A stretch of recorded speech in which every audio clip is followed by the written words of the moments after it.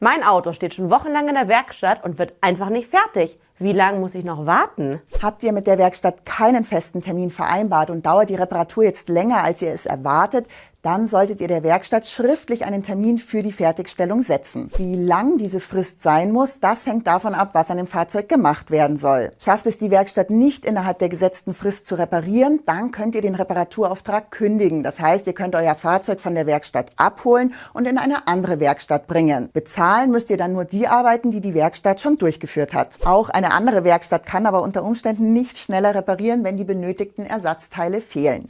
Ein Mietfahrzeug für die Dauer der Reparatur, das bekommt ihr von der Werkstatt nur dann, wenn diese selbst die Verzögerung verschuldet hat, also zum Beispiel den Auftrag verbummelt hat und deshalb die Ersatzteile zu spät bestellt hat.